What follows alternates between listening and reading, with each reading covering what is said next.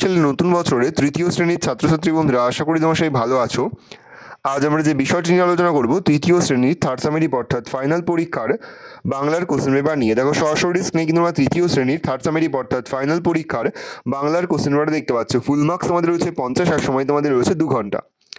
একে দাগে রয়েছে কবির ও কবিতার নাম সহ আগমনী কবিতাটির প্রথম 8 লাইন লেখো। প্রশ্নের মান রয়েছে 1+5 = 6। অথবাদি রয়েছে কবির ও কবিতার নাম সহ ঘুমিয়ে নাকো আর কবিতাটির প্রথম 10 লাইন লেখো। দেখে নাও। আগমনী প্রেমেন্দ্র মিত্র। বর্ষা করে যাব যাব, শীত এখনো দূরে, এরই মধ্যে মিঠে কিন্তু হয়েছে রোদ্দুর, মেঘগুলো সব দূর আকাশে পারছে না ঠিক বুঝতে, ঝরবে নাকি যাবে উড়ে অন্য কোথাও খুঁজতে, থেকে থেকে তাই কি শুনি বুক কাঁপানো ডাক, হাঁকটা যতই হোক না জবর, মধ্যে ফাঁকির ফাঁক। পরে তোমাদের রয়েছে ঘুমিয়ে নাকো আর বিমলচন্দ্র ঘোষ।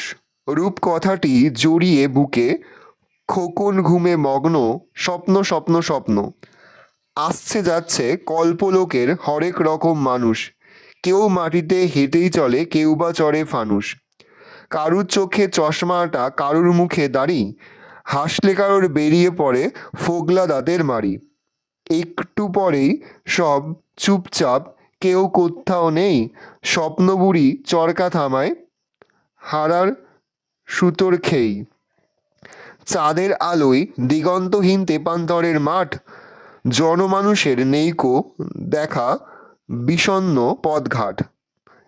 এই 10 লাইন তোমাদের কিন্তু লিখতে হবে। দেখো, পরের প্রশ্ন তোমাদের রয়েছে 2 দাগে অর্থ লেখো। শীত মাল্য প্রকাণ্ড কল্পলোক। পরে রয়েছে বিপরীত শব্দ লেখো। উপস্থিত আজ ভরা আগমনী। প্রশ্নের মান 1 করে 1 × 4 = 4। সমার্থক শব্দ লেখো 2টি করে। মেয়ে পৃথিবী। প্রশ্নের মান 2 করে 2 × 2 = 4।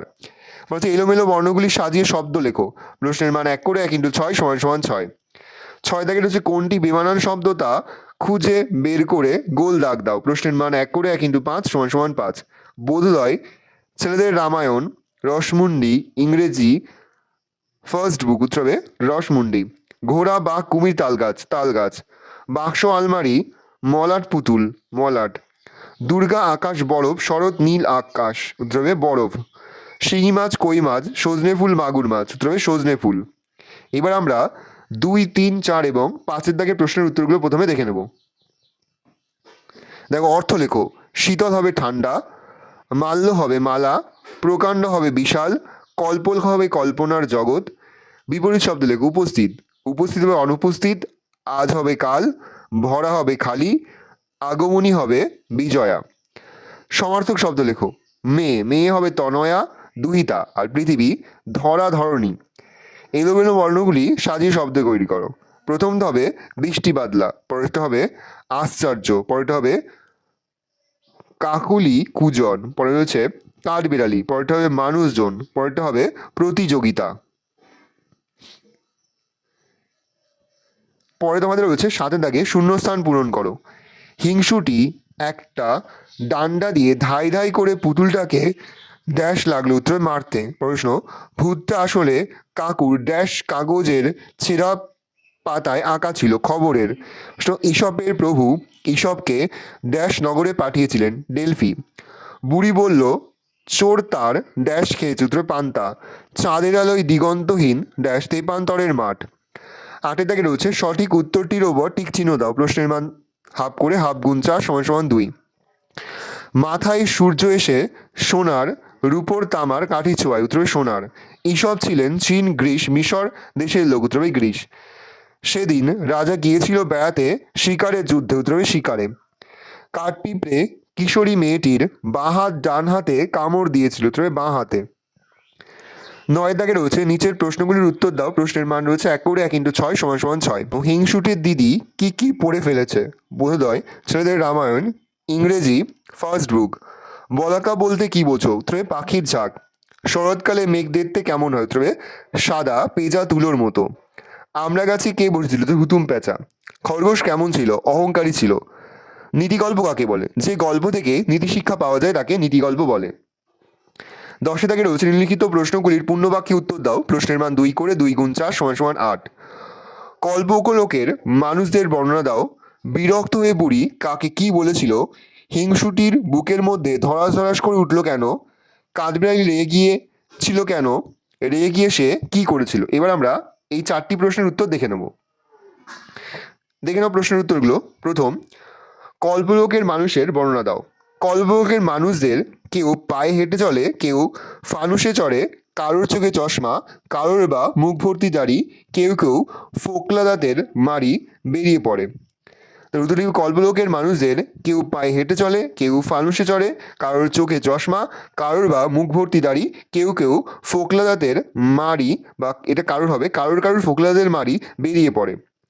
বলেছে বিরক্ত হয়ে বুড়ি কাকে কি বলেছিল? বিরক্ত হয়ে বুড়ি ছুরির প্রশ্নের উত্তরে বলেছিল যে সে যেখানেই যাক না কেন তাতে ছুরির কি।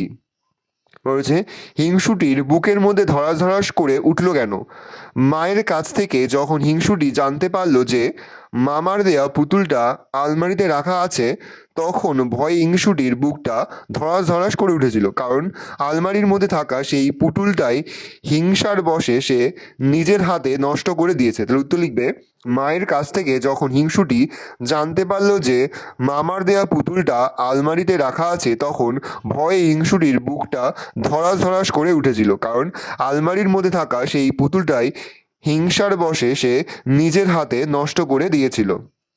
পরের প্রশ্ন, কাঠবিড়ালি রেগে গিয়েছিল কেন? রেগে গিয়ে সে কি করেছিল? কিশোর এই মেয়েটির হাতে কাঠপিঁপড়ে কামড়ানোই তার হাতের কাঠারি পড়ে গিয়ে কাঠবিড়ালির লেজ কেটে গিয়েছিল, তাই সে রেগে গিয়েছিল। প্রচণ্ড রেগে গিয়ে কাঠবিড়ালি তরতর করে একটা উঁচু গাছে উঠে সেই গাছের একটা বড় ফলে কামড় বসায়। তাহলে উত্তর লিখবে কিশোরী মেয়েটির হাতে কাঠপিঁপড়ে কামড়ানোই তার হাতের কাটারি পড়ে গিয়ে কাঠবিড়ালির লেজ কেটে গিয়েছিল, তাই সে রেগে গিয়েছিল। প্রচণ্ড রেগে গিয়ে কাঠবিড়ালির তরতর করে একটা উঁচু গাছে উঠে সে গাছের একটা বড় ফল কামড় বসায়। ভালো করে দেখে নাও, এই রয়েছে টোটাল তোমাদের থার্ড সামেটিভ অর্থাৎ ফাইনাল পরীক্ষার 3য় শ্রেণীর বাংলার কোশ্চেন পেপার। তোমরা কোশ্চেনটা দেখে নাও।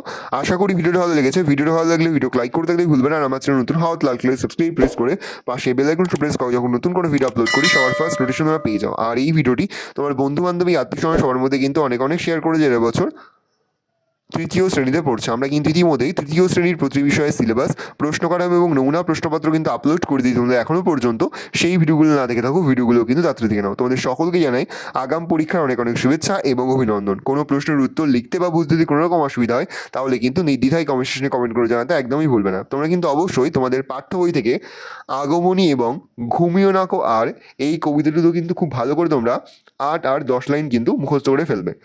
তাহলে তোমরা প্রশ্নপত্রটা দেখে নাও।